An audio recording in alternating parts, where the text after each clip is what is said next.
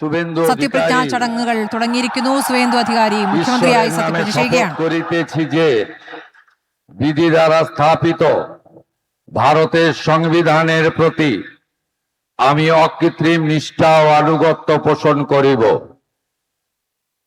আমি ভারতের সার্বভৌমত্ব ও অখণ্ডতা রক্ষা করিব। পশ্চিমবঙ্গ রাজ্যের মুখ্যমন্ত্রী রূপে আমার কর্তব্যসমূহ নিষ্ঠাপূর্বক এবং বিবেকসম্মতভাবে নির্বাহ করিব এবং ভয় বা পক্ষপাত প্রীতি বা বিদ্বেষ রহিত হইয়া সকল শ্রেণীর জনগণের প্রতি সংবিধান ও বিধি অনুসারে ন্যায় আচরণ করিব।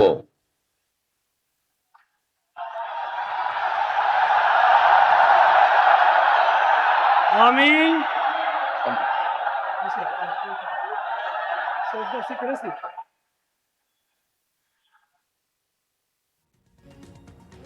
আমি শুভেন্দু অধিকারী ঈশ্বরের নামে শপথ করিতেছি যে পশ্চিমবঙ্গ রাজ্যের মুখ্যমন্ত্রী রূপে যে কোনো বিষয় যাহা আমার বিবেচনার জন্য আনিত হইবে বা আমি জ্ঞাত হইব তাহা মুখ্যমন্ত্রী রূপে আমার কর্তব্য সমূহের যথাযথ নির্বাহের জন্য যেরূপ আবশ্যক হইতে পারে তদ্গতিকে আমি প্রত্যক্ষ বা পরোক্ষভাবে কোনো ব্যক্তি বা ব্যক্তিগণের নিকট জ্ঞাপন করিব না বা প্রকাশ করিব না।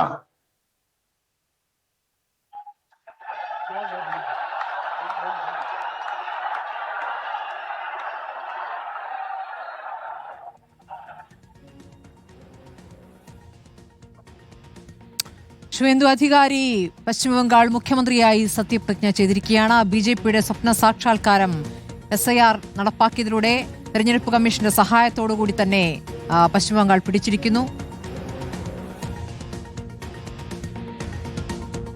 മമതയെ കാത്തിരിക്കുന്നത് ഇനി എന്താണ് എന്നുള്ളതാണ്. രാജിവെക്കാൻ മമത തയ്യാറായിരുന്നില്ല. ഒടുവിൽ സർക്കാരിനെ പിരിച്ചുവിടുകയാണ് ചെയ്തത്.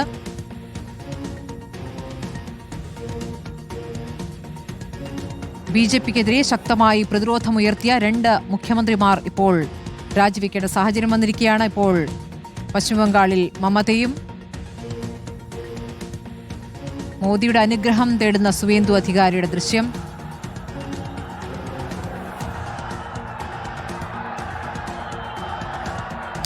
കോൺഗ്രസിൽ നിന്നും ഹിമന്ത ബിശ്വസിനെ അടർത്തിയെടുത്തതുപോലെ തൃണമൂൽ കോൺഗ്രസിൽ നിന്നും സുവേന്ദു അധികാരിയെ അടർത്തിയെടുത്തുള്ള വിജയമാണിപ്പോൾ BJP നേടിയിരിക്കുന്നത്. അസമിൽ തുടർച്ചയായ വിജയം, അതുപോലെ പശ്ചിമബംഗാളിൽ ഇനി തുടർച്ചയായി ഞങ്ങൾ തന്നെ എന്ന് BJP പ്രഖ്യാപിച്ചു കഴിഞ്ഞിരിക്കുന്നു.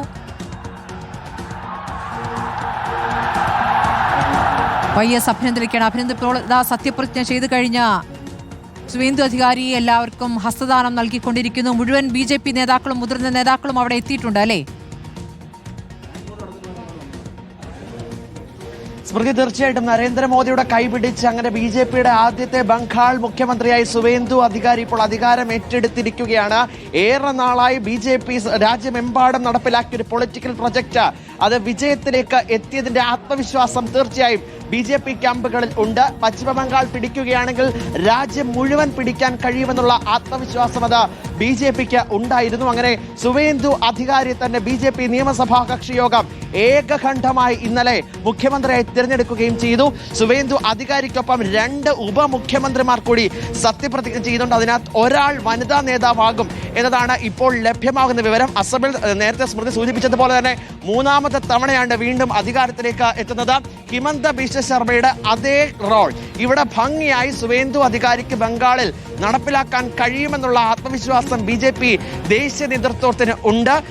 ഈ മമതാ ബാനർജിയെ സംബന്ധിച്ചിടത്തോളം SIR ആയിരുന്നു ആദ്യം മുതൽ ഉയർത്തിയ ഒരു ആരോപണം. 91 ലക്ഷത്തിലധികം വോട്ടർമാരെയാണ് പലയിടങ്ങളിൽ നിന്നായി വെട്ടിമാറ്റിയത്. ഈ വെട്ടിമാറ്റിയ വോട്ടർമാരെല്ലാം തന്നെ അത് തൃണമൂൽ കോൺഗ്രസിന് അനുകൂലമായി വോട്ട് ചെയ്യുന്നവരായിരുന്നു. അങ്ങനെ BJP അധികാരത്തിലെത്തിയത് വോട്ട് ചോരിയിലൂടെയാണെന്നും ഉണ്ടായത് ജനവിധി അല്ല എന്നടക്കം ചൂണ്ടിക്കാട്ടി കഴിഞ്ഞ ദിവസം മമതാ ബാനർജിയെ രംഗത്ത് വരുന്ന സാഹചര്യമുണ്ട്. എന്തായാലും മോദിയുടെ കരം പിടിച്ച നയാബ് സിംഗ് സൈനിയുടെ, ഹരിയാന മുഖ്യമന്ത്രിയുടെ കരം പിടിച്ച ഉത്തർപ്രദേശ് മുഖ്യമന്ത്രി യോഗി ആദിത്യനാഥിന്റെ കരം പിടിച്ച് അങ്ങനെ BJPയുടെ പ്രമുഖരായ നേതാക്കളുടെ എല്ലാം കരം പിടിച്ച് BJPയുടെ ആദ്യ ബംഗാൾ മുഖ്യമന്ത്രിയായി സുവേന്ദു അധികാരി അധികാരം ഏറ്റെടുത്തിരിക്കുകയാണ്. ഇനി എന്തൊക്കെ തരത്തിലുള്ള മാജിക്കുകൾ, ചില മാജിക്കുകൾ ബംഗാളിലെ ജനങ്ങൾ കാണാൻ പോകുന്നുവെന്നായിരുന്നു 4 തവണ പ്രധാനമന്ത്രി നരേന്ദ്രമോദി അവിടെ എത്തിയപ്പോൾ വ്യക്തമാക്കിയത്.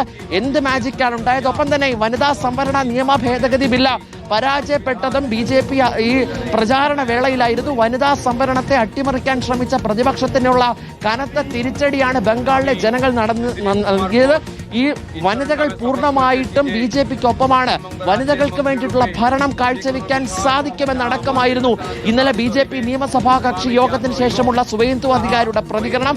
എന്തായാലും അധികാരത്തിലേക്ക് എത്തുകയാണ്. കഴിഞ്ഞ 2 തവണയാണ് ഈ മമതാ ബാനർജിയെ സ്വന്തം കോട്ടകളിൽ പോയി അടിതെറ്റി വീഴ്ത്തിയത്. ആദ്യഘട്ടത്തിൽ നന്ദിഗ്രാമിൽ പോയി പരാജയപ്പെടുത്തുന്നു.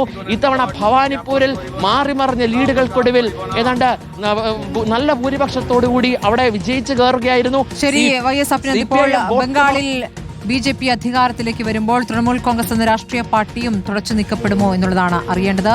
സുവേന്ദു അധികാരി പശ്ചിമബംഗാളിലെ ബി.ജെ.പി. മുഖ്യമന്ത്രിയായി സത്യപ്രതിജ്ഞ ചെയ്ത് അധികാരമേറ്റെടുത്തിരിക്കുന്നു.